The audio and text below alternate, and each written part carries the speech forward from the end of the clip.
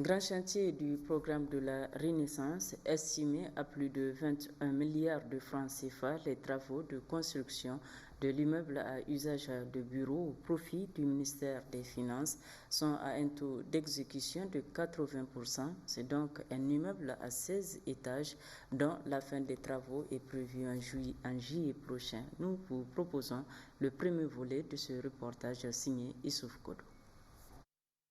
Bien qu'érigé sur une surface creuse, l'immeuble du ministère des Finances se remarque à distance sous plusieurs angles, ravissant ainsi la vedette au légendaire immeuble El Nasser des années 60, s'imposant majestueusement devant l'immeuble Sonara, mode 1980, et même le tout nouveau bijou Hôtel Radisson se fait tout petit devant ce gargantuesque chef-d'œuvre qui continue son ascension de 75 mètres du haut. Débuté le 1er juillet 2019 pour un délai de 16 mois et d'ailleurs, selon des sources proches, l'on pourrait même achever les travaux avant le délai contractuel de ces 16 mois. Ce qui prouve de la façon dont sont diligentés les travaux repartis entre 600 personnes, soit 50% des Nigériens. N'eût été l'avènement du Covid-19 qui a quelque peu ralenti les travaux où l'effectif a été réduit à 401 travailleurs, dont 214 Nigériens, soit 53% de l'effectif. L'ouvrage construit sur un terrain d'environ 22 700 m² est réparti ainsi qu'il suit.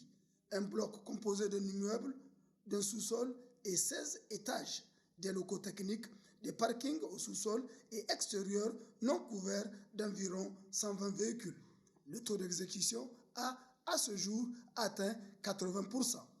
Hormis les travaux à proprement parler, il faut noter qu'au départ, la zone ne disposait pas de système d'évacuation d'eau de ruissellement, ce qui a amené à une concertation entre les partenaires et les ministères concernés afin d'effectuer les travaux de canalisation jusqu'à Gontou-Yéna. Autre motif de satisfaction, au vu de la complexité de l'ouvrage, la SOUMA, après réception, a promis d'accompagner l'État nigérien par une formation des locaux pour l'entretien de l'ouvrage.